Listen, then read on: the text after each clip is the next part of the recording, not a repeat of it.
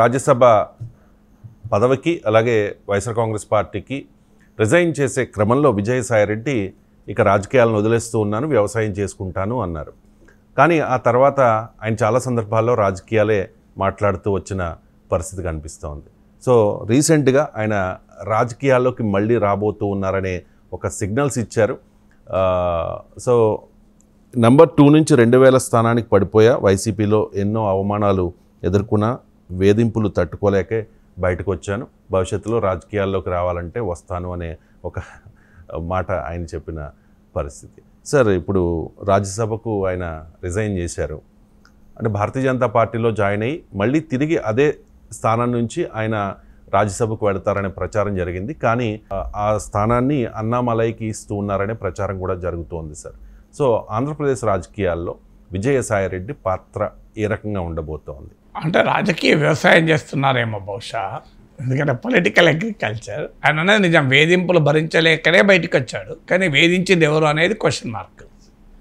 ఎవరు వేధించారు, ఎందుకు వేధించారు, వేధింపులు ఎవరు, మనందరికీ తెలుసు. దేశంలో ఎవరు ఎందుకు బయటకు వస్తున్నారు, ఏ వేధింపుల వల్ల బయటకు వస్తున్నారని దేశమంతటా చూస్తున్నాం కదా. సో అది మహారాష్ట్రలో చూసాం, అస్సాంలో చూసాం, బెంగాల్లో చూసాం, ఆంధ్రప్రదేశ్లో చూసాం. సో ఎవరు ఎక్కడ వేధించబడుతున్నారు, ఎందుకు వేధింపులకు గురవుతున్నారు, వేధింపులకు గురైన వాళ్ళు ఎక్కడ ఉంటున్నారు, తర్వాత ఇవన్నీ దేశమంతా చూస్తున్న రాజకీయమే. బహుశా ఆ వేధింపులే అయి ఉండవచ్చు, కానీ ఈ వేధింపులను అనవచ్చు. ఈ వేధింపులు కూడా ఉండవచ్చు, కానీ ఆ వేధింపులు ప్రధానమై ఉంటాయి.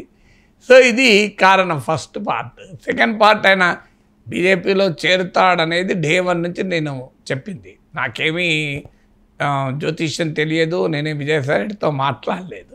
కానీ రాజకీయాలని పరిశీలించితే ఇది పొలిటికల్లీ యాక్టివ్ పర్సన్. సడన్గా ఆయన ఆర్గానిక్ వ్యవసాయం, సేంద్రీయ వ్యవసాయం ఎందుకు చేస్తాడు? సో ఆయన సేంద్రీయ వ్యవసాయం చేస్తే రాజకీయాలు ఎందుకు మాట్లాడతాడు? సో మంచి వంగడాలు ఏంటి, మిల్లెట్ల సాగు, అందులో సస్యరక్షణ చర్యలు ఏంటి, అవి మాట్లాడతారు. ఆయన డే 1 నుంచి పాలిటిక్సే మాట్లాడుతున్నాడు. ఇది పొలిటికల్లీ సావీ పర్సన్. ఎక్కడ చేరుతాడు, ఆయన ఏ పార్టీలో చేరుతాడు? వైసీపీలో మళ్ళీ పోలేడు, ఎందుకంటే నెంబర్ 2 నుంచి నెంబర్ 2000 స్థానాన్ని పడిపోయాడు కనుక.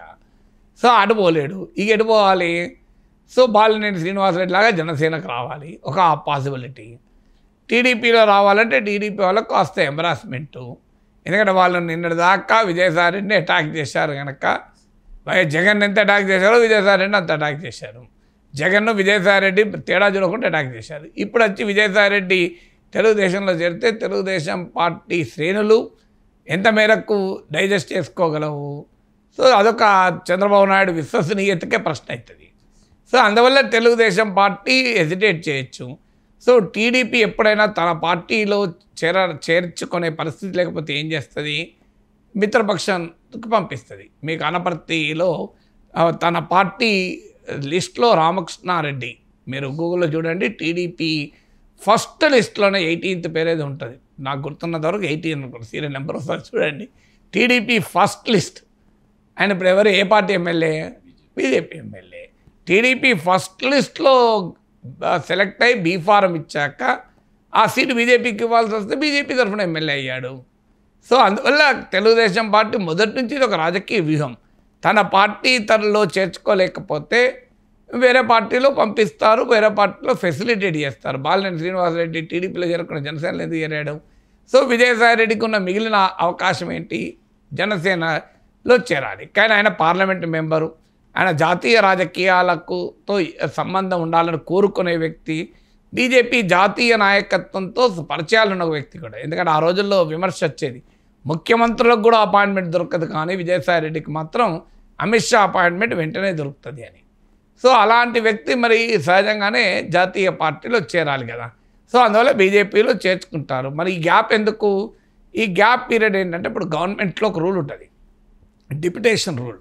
5 ఏళ్ల పాటు నువ్వు వేరే డిపార్ట్మెంట్కి డిప్యుటేషన్ వెళ్తే ఇంకో 1 year కూలింగ్ పీరియడ్ అంటాడు. అంటే ఒక 1 year మళ్ళీ వచ్చి పేరెంట్ డిపార్ట్మెంట్లో పనిచేసి మళ్ళీ కావాలంటే డిప్యుటేషన్ లేచ్చు. దానికి కూలింగ్ పీరియడ్, దానికి ఒక ప్రత్యేకంగా జీవో ఉంది కూలింగ్ పీరియడ్కు. సో బహుశా ఇది కూడా కూలింగ్ పీరియడ్లో భాగం. ఎందుకంటే వెంటనే బీజేపీలో చేరితే బీజేపీ వాళ్ళు కూడా డైజెస్ట్ చేసుకోలేరు. సో ఆయన శ్రేణులు కూడా ఇదేంటి మనం ఇంత అవినీతి పరుడని A2 అని ఇన్ని విమర్శలు చేశామే, మళ్ళీ ఎట్లా చేర్చుకుంటామని.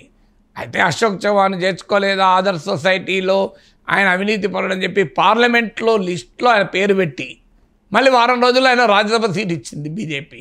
శివేంద్ర అధికారిని చేర్చుకోలేదా, హేమంత్ విశ్వాస్ శర్మను చేర్చుకోలేదా, ఇలా అవినీతి పనులను చాలామంది చేసుకున్నారు కదా ఆరోపణలు ఉన్న వాళ్ళని అనొచ్చు. కానీ కాస్త ఎబ్బెట్టుగా అనేది ఉంటుంది, అర్జెన్సీ కూడా లేదు కదా. ఇప్పుడు ఎలక్షన్లు దగ్గర వచ్చినాయి, లేదు విజయసాయి రెడ్డి పెద్ద మాస్ లీడరు, లేదు ఆయన వెనకాల 20 మంది ఎమ్మెల్యేలు ఉన్నారు, ప్రభుత్వం మార్చడానికి ఉపయోగపడుతుంది అనేది లేదు. ఇప్పుడు అశోక్ చవాన్ చేర్చుకున్నారంటే ఆడ మహారాష్ట్ర ఎన్నికలకు ముందు, శివేంద్ర అధికారిని చేర్చుకున్నారంటే ఆయన మమతా బెనర్జీకి నెంబర్ 2గా ఉండే. సో సందర్భం ఉంటుంది. ఇప్పుడు సందర్భం కూడా లేదు, కాస్త కూలింగ్ పీరియడ్ ఇచ్చారనుకోండి. కూలింగ్ పీరియడ్లో ఏం చేయాలైనా, అందుకొరకు ఇప్పుడు బీజేపీలో చేరటానికి బహుశా కూలింగ్ పీరియడ్లో ఉన్నాడు. సో ఆ తర్వాత బీజేపీలో చేరుతాడు. మరి అప్పటిదాకా కామ్గా ఉండవచ్చు కదా, కామ్గా ఉండరు. ఎందుకు ఉండరు అంటే వైసీపీ నుంచి బయటికి వచ్చిన తర్వాత వైసీపీని జగన్ను డ్యామేజ్ చేయడానికి కొంతమందికి ఆ బాధ్యత ఇస్తారు. ఆయన ఇప్పుడు ఆ పార్టీలో నుంచి బయటకు వచ్చాడు, బయటికి రావడమే పెద్ద నష్టం కదా, ఇంకా ఎక్కువ నష్టం చేయి. ఇప్పుడు మన మహాభారతంలో దీనికి కథ ఉంటుంది. సో మహాభారతంలో ఒక ఎగ్జాంపుల్ ఉంటుంది. అంటే యుద్ధనీతికి మహాభారతం బాగా ఉపయోగపడుతుంది. నేను చాలా సందర్భాల్లో ఉదాహరణలు ఇస్తాను. మీకు ఘటోత్కచుడు యుద్ధం చేశాక ఘటోత్కచుడిని ఇంద్రుడు ఇచ్చినటువంటి శక్తితో కర్ణుడు పడగొడతాడు.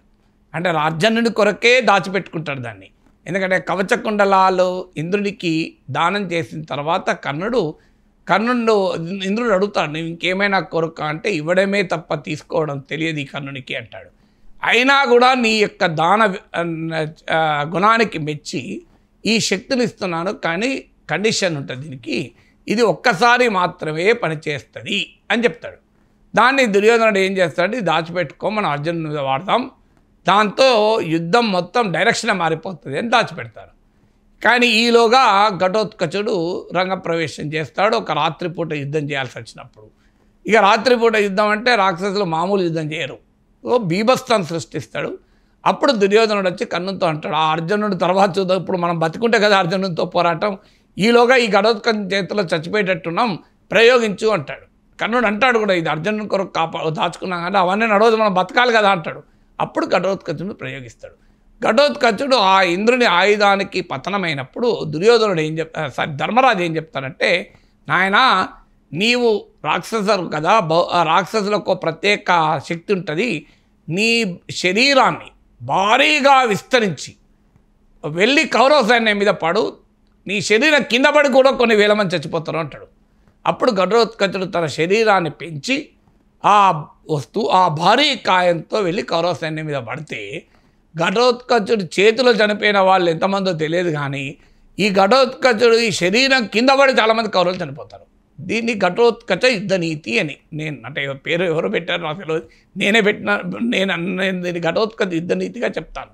సో ఏంటి ఘటోత్కచ యుద్ధ నీతి, నీవు వెళ్ళిపోతున్నప్పుడు కూడా శత్రువుకు వీలైనంత నష్టం చేయి, నీ ప్రత్యర్థికి వీలైనంత నష్టం చేయి. ఇప్పుడు విజయసాయి రెడ్డి సరిగ్గా అదే పాత్ర కదా, వైసీపీ నుంచి బయటికి వచ్చాడు, ఆ నష్టం ఆల్రెడీ జరిగింది, ఇంకా మ్యాక్సిమం నష్టం చేసి జగన్ని ఎంత భ్రష్టు పట్టించి అప్పుడు మెల్లగా కూలింగ్ పీరియడ్ అయిపోయినాక బహుశా బీజేపీలో చేరుతాడేమో, బీజేపీలో చేరకపోతే జనసేనలో చేరుతాడేమో.